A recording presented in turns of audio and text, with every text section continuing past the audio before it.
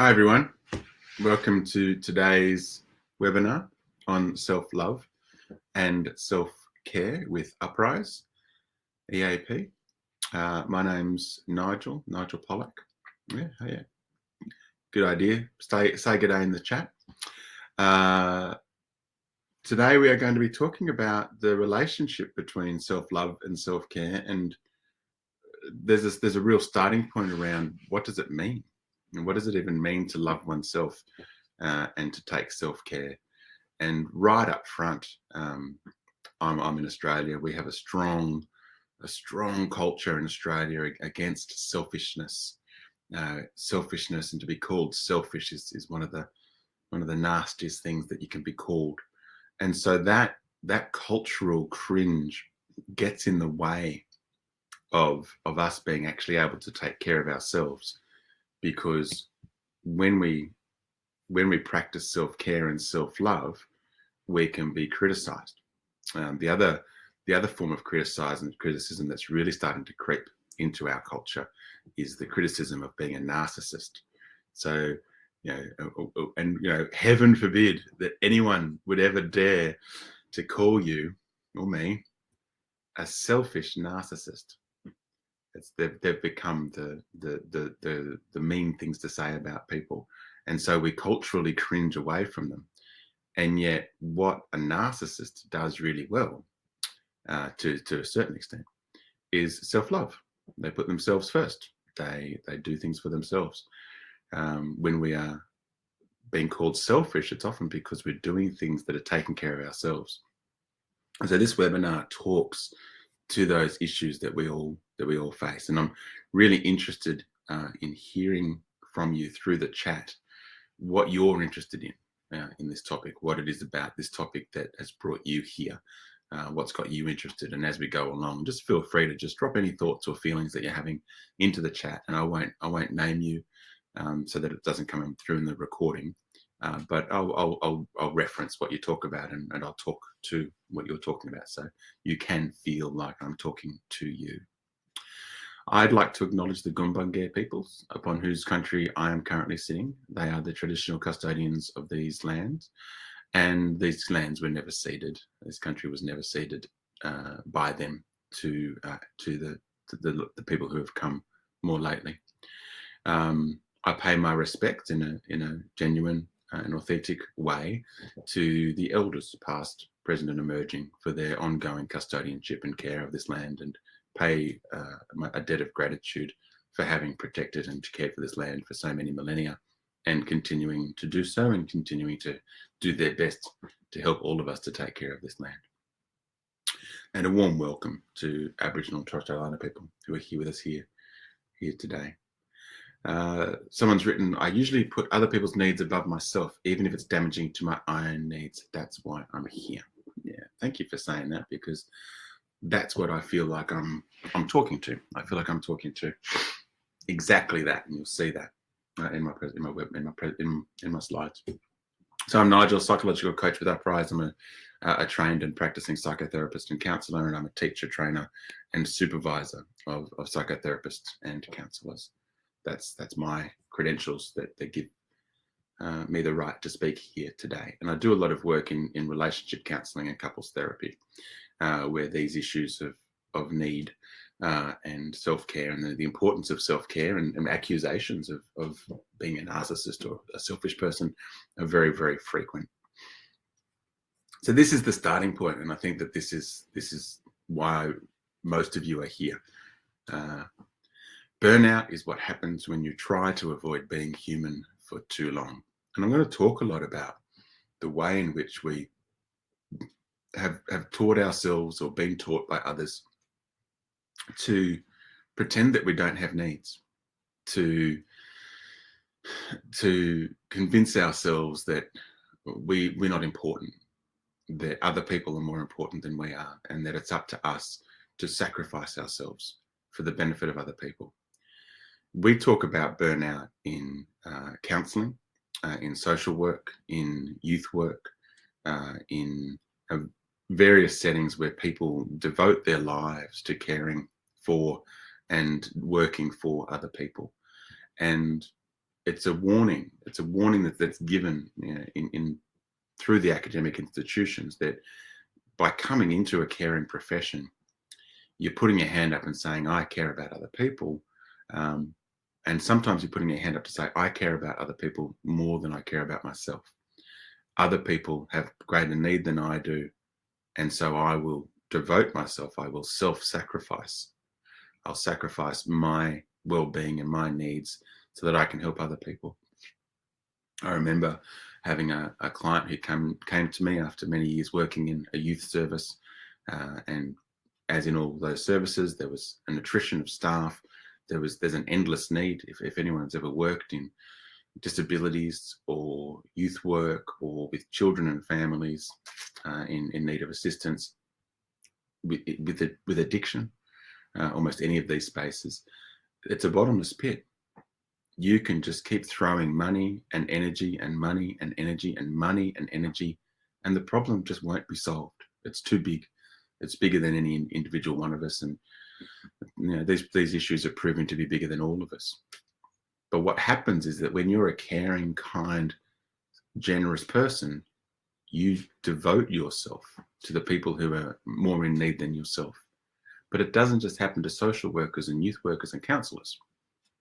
It happens to mothers and fathers and team members in ordinary organisations who feel a responsibility to make sure that everybody else is okay and that they're not as important, that they don't need to be taken care of as much. Maybe they feel like, you know, they've had a good life, they've got things easy, and so maybe they feel like they should, you know, devote themselves to other people. So any of us can do it. And this is the first lesson, and I teach this and I repeat myself till I'm blue in the face in all the trainings that I do with counsellors and psychologists and youth workers and social workers. In order to be helpful to other people, we need to take care of ourselves first. So I can use myself as an example. I do this work, the work of talking to people, of listening to their pain, of helping them sort through their pain, very often in circumstances where nothing can be done. It just is. Mum's got dementia. She's dying. This is a story I heard yesterday. Mum's got dementia. She's slowly dying. It's painful. She's gone. But meanwhile, she's beating the absolute hell out of Dad. And it's sad. It hurts to watch. It hurts to watch them do it. What can I do? I can't do anything about that. What can the person I'm talking to do? They can't do anything. But there's this pain, this anguish, this hurt that has nowhere to go. So part of my profession, part of my role is to go, you just lay it on me, bring it on. Yep. As much, yeah. How much pain have you got? Yeah. Suicide, addiction. Yeah. Child abuse. Yeah. In environmental terror. And the last person I spoke to just now, terror of death, broken relationships, not feeling loved. Yep. I'll take all that on board. Well, okay. Well, what do I do with that? Now I've got all that. Well, what I do is I take care of myself first. My whole life is set up around making sure that I'm taken care of, because I learned this lesson a long time ago now, that if I want to take care of other people and I want to be good at taking other people, and I do like taking care of other people, and I do like being good at it, then I need to be really good at taking care of myself first. I need to be really good at taking care of myself first. And that kind of leads me into I'm not really focusing on self-love, but self-care and self-love work together, because some of you are going to be thinking to yourself, well, I don't know that I'm worth taking care of. You know, what does taking care of mean? I've got to go to the beach. I've got to swim. I've got to cycle. I've got to spend time with friends. I've got to have fun. I've got to have downtime. I've got to sit in the sun. I've got to be able to read a book and do what I want to do. I've got to play with my puppies. I've got to be able to spend time with my partner. I've got to be able to spend time with each of my children. I've got to be able to spend time meditating, doing yoga. You know, all of these things, all of which feeds me. I need to go away for weekends on my own or with my mates, doing spiritual things to feed myself. so that I can come back and give it. Because if I don't, I'll be depleted. I often use the metaphor of the glass or the cup. And if I'm, I've got a cup. Oh, I've got a glass here. But if I'm pouring my glass out all the time, giving, well, then I've got not much left. I've got to fill it up. And so the metaphor, I've got a jug here. I wish I had a jug, but I've got a dirty water bottle. So it's a warning. It's a dirty looking water bottle. So I've got my water bottle.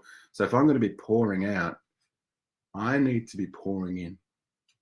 Yeah, the self-care is the water bottle, and the caring for other people is the glass. I need to be pouring in at a greater rate than I'm pouring out. And if I'm pouring out at a pretty rapid rate, which a lot of you are, and which I often am, then I need to be pouring in at a rapid rate as well. Some of you are going to be going, yeah, but I don't matter that much. I need to, self-care, self-love. I kind of feel like I don't love myself enough to care for myself enough. Such a great way of thinking about it. Because when we love someone, we want to care about them. We want to take care of them. But if we don't love ourselves, it's hard. It's hard. It's almost like we have to work really hard to take care of ourselves. But it's a feedback loop. If I practice self-care, I learn to love myself more. The more I care for myself, the more I love myself. The more I love myself, the more I care for myself. The more I care for myself, the more I love myself.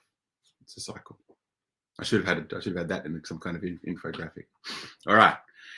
Self-care is about putting your needs first. So let's think about doing that. How do you do that? We've got physical, emotional, social, spiritual. I've actually got another slide further down, which I'll how do I move? Can't use my arrows. I'm going to come back because this other slide's got like even more. It's the self-care wheel. So it's a professional self-care wheel. And you can see I've got self-love there, self-love, self-care. They go together. And this one's got physical, psychological, emotional, spiritual, personal, professional, getting balance in life. So there's so much more in it. We're going to start by looking at these four: physical, emotional, social, spiritual. And you can read those as we go along. And I'm going to ask you to, so people have just put something in the chat. People have said they 100% agreed, really agree, well done, congrats. I often wonder who takes care of the carers. Someone says, this is so timely. As a mother, I sometimes feel guilty when I put myself first before my child. I had that conversation today with a client in the US, actually. And she's got 3 little kids, and she's going, I can't. I tried. She said, I tried. I tried to go to the gym. I tried to go and do some yoga. I tried to do some journaling, but I couldn't because I felt so guilty that I should. And whenever you hear the word should, your alarm bells ring, should, because that comes from somewhere else. I should be doing the washing. I should be taking them to school. I should be spending time with them. So we have we have guilt that drives us away from doing what actually is good for us. And we it's easier in the moment. Like, we're not very good at sort of pushing things away, but in the moment, it feels like, well, if I'm doing this for me, then I'm depriving my child of that. Well, hang on. But if I don't do this for me, how much am I going to deprive my child of in the long term? Because what kind of me are they getting? If I'm not loving myself, if I'm not taking care of myself, if I'm not filling my cup, if I'm not constantly filling my cup, then what are they getting? I'll show you what they're getting. This is what your kids are getting. That's what they're getting. They're getting the dregs. They're getting the last of you, because you're constantly running on empty. You're constantly fatigued. You're constantly depleted. So what do you do that leaves you feeling good? And not just what you do, because think about this woman that I spoke to. She talked about all the things that she used to do as a mother. No, before she was a mother. She used to write, she used to journal, she used to meditate. She actually trained as a counselor. All these things that she did because she wanted to, because she liked to. So what do you do? What feels good when you do it? Someone says, this becomes more important now than ever before. A lot of people work from home now. Yeah. What's a good antidote to guilt? Someone asked. What's a good antidote? I'll see if I can see if something percolates to the surface about what's a good antidote to guilt. So what do you do that leaves you feeling good? All right. Can you do more of it? Or if it's something that you did in the past left you feeling good, what can you do? Yeah, if you have some thoughts, drop them in the chat, because it'd be good to sort of read out the things that people are talking about. All right, arrows don't work. The other thing is to look at other people. What do you know that other people do that leaves them feeling good? And that sort of starts to open other doors. And then we can look on the left-hand side where people sleep, they stretch, they walk, they do physical exercise, they eat healthy food, they do yoga, they meditate, they have rest, they practice stress management, they try and grow up emotionally, they practice forgiveness and compassion, kindness to themselves, self-compassion, self-kindness. They've got clear boundaries. They use their support systems. They engage in positive media and social media. One of my top tips for anyone struggling with anxiety or depression or stress in their lives: turn off the TV. Stop watching the news. If you want to de-stress your life, stop constantly bombarding your brain with perceived threats of danger and terror and all the bad things that are happening or might happen. It's like you're getting a narrow pipe and you're jamming all the worst stuff through it, and then you're shoveling it into your brain. That's not good self-care. Spiritual time alone, meditation, yoga, connection, nature's huge. Oh my gosh, when was the last time you sat down on the grass or lay under a tree or walked on the beach or swam in the ocean or jumped in a river or paddled in a stream? All of that is magic for nourishing your soul and your spirit and your physical body and yourself, your mind. Journaling, making a sacred space for yourself. Time in nature is my medicine. It calms my nervous system. Yeah, it calms all of our nervous systems. This website for good news, The Optimist Daily, we're enrolled in a 4-week mindfulness meditation course. Yay! Music, yes. Yeah, especially in the height of the pandemic, I stopped watching the news because it made me feel more anxious. It did. Pay attention to your feelings. So what do you know that other people do that leaves them feeling good? Maybe you could try some of that. I jumped on a road bike a bunch of years ago now, but I hadn't ridden for decades. And I had a friend that was doing it, and I thought, oh, well, he's going, I'll borrow a bike. I borrowed a bike, and then I bought a $150 secondhand bike, and then I bought a $600 bike, and years later I'm now riding one of the super expensive bikes because I'm on it all the time, and I love the feeling of it. I love the experience of it. It changes my entire metabolism when I just get out there and I sweat and the wind's in my face and the sun's on my skin. It's a wonderful feeling. So what gives you that wonderful feeling? Tuning in from the back lawn right now. Lovely. Okay, so there's more detail in this slide. I won't go into it too much. I want to get into some of this stuff around boundaries. So much of what occurs because we don't have limits. We allow people to demand more of us than we should be giving. And I use that word "should" here carefully because I'm referring to it not being healthy for us, it not being good for us, to allow other expectations of us to supersede our own expectations of ourselves. Boundaries are expectations. So that's the first, when you hear people talk about boundaries, sometimes I always want to put this inflection: boundaries. Yes, you need to have good boundaries. That's my my therapist voice. But what are they? They're expectations. The expectations that we have of ourselves, we have of other people. Thing about boundaries with people, you only ever become aware of your boundary after it's been either threatened or crossed. So someone will say, oh, could you, I'm having, actually what happens is, who's going to do this? This really needs to be done. If our team doesn't do it, if our family doesn't do it, if we don't do it, something really bad's going to happen. Someone's got to do it. Someone's going to do it. Who's going to do it? And you go, oh, I'll do it. Or someone says, oh, could you do it? And you go, okay, yep. And then afterwards you go, why did I put my hand up? I don't want to do that. I don't have time for that. Damn, I've committed myself now. I'm gonna have to make time. And then we're burning out, slowly burning out.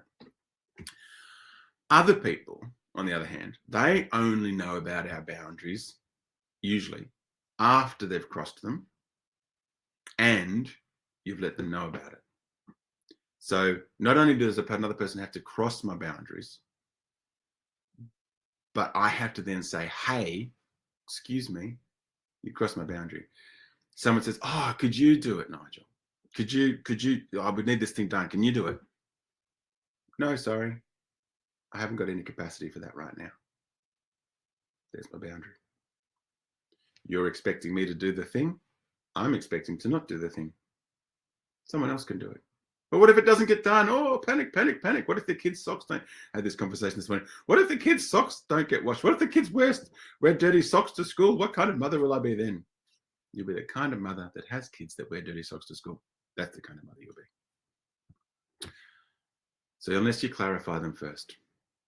So this next bit is around clarifying boundaries, clarifying expectations, doing it at home, at work, with your friends, with your family. And understanding your boundaries comes down to two things. One, your context. What's the situation? And it's usually pretty simple. I'm here doing a webinar. You're here listening to a webinar. We've got a role. My role is to present. Your role is to listen or participate. What about at home? So you've got a home context. What about your family? Well, you've got your broader family system context, including mum and dad and maybe grandpa, granny and grandpa and on two sides and some cousins. That's the family context. And then you've got your work context. Okay, so there's the office that you work in, there's the physical building, or there's the technology that you use, and there's the people that you engage with. So that's your context. And then you ask yourself, what's my role in relation to the other people in the context? Well, here at home, I'm a father and I'm a partner. In the bigger context of my family, I'm also a son and a brother and a cousin. When I'm working, I'm a therapist. So that's my role. My role is to be the therapist. Sometimes my role is to be the client or to be the supervisee. So I take on a different role, which means that when I take on a different role, my expectations of myself and others within that role are different. So what's my expectations of myself as a father? What are my expectations of myself as a partner? What are my expectations of myself as a therapist? What are my expectations of myself as the son of elderly parents? Those are my boundaries. Those are my boundaries. My expectations of myself are my boundaries. And the only person who's going to assert those boundaries and say, no, this is what I expect of me, I don't expect that of me, is me. Other people will come along all the time and go, oh, can we expect this from you? And can we expect that from you? And oh, wouldn't mind getting a bit of this from you and wouldn't mind getting a bit of that from you. Money would be good. Expect you to give me some money for doing a really bad job with fixing the whatever it was. Well, no, my expectation is that I don't pay people for doing really bad jobs, so you're not going to get that money, for example. Sometimes they do, I've got to confess.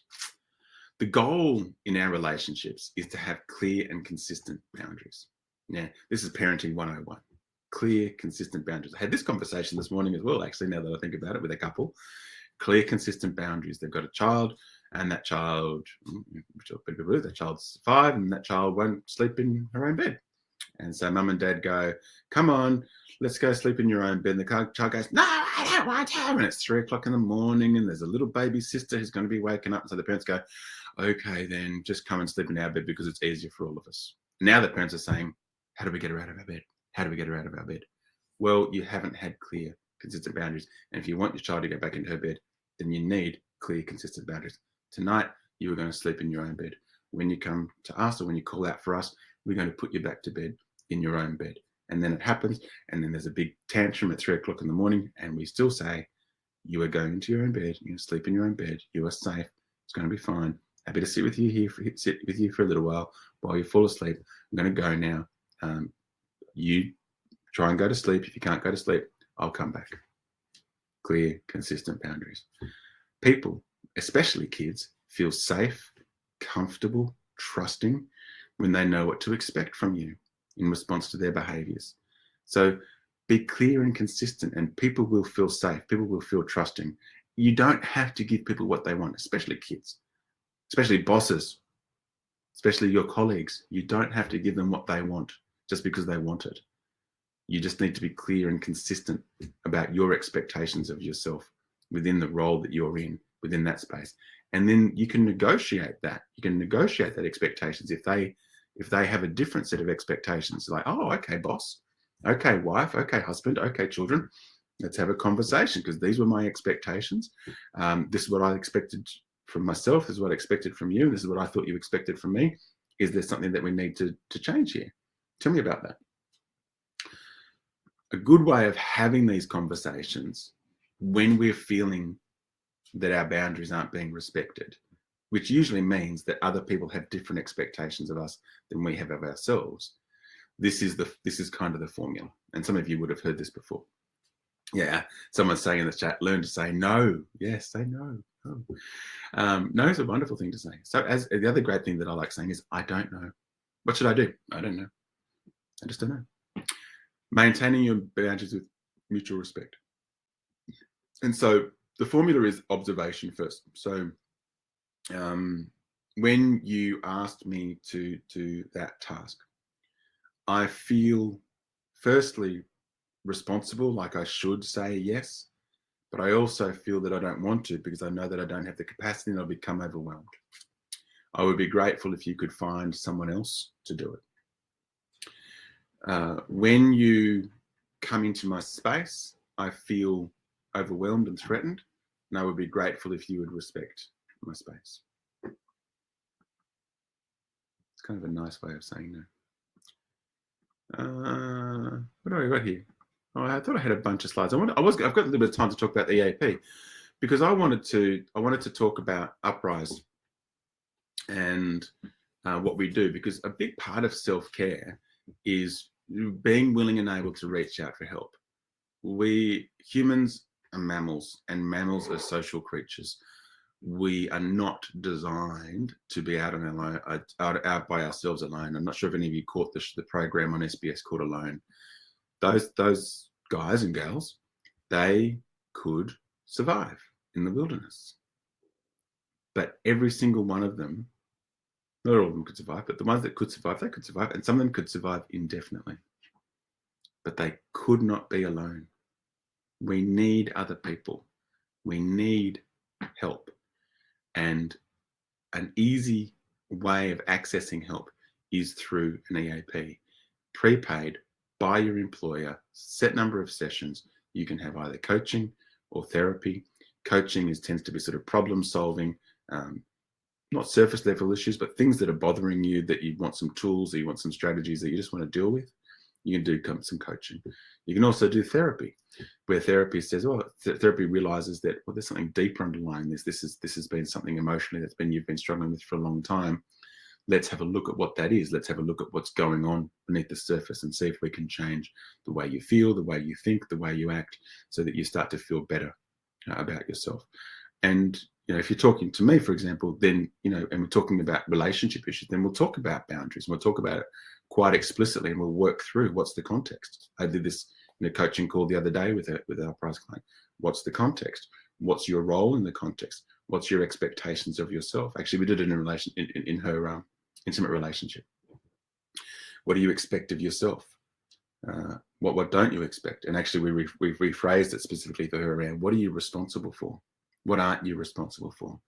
And she just found it so illuminating, and it enabled us to look at her early history, her experience with her parents growing up, where she felt that if she didn't take responsibility for what was happening in her chaotic family household, nobody would. So she kind of developed this overdeveloped sense of responsibility, where it's up to her to keep everybody safe, and it's up to her to make sure that everybody's happy.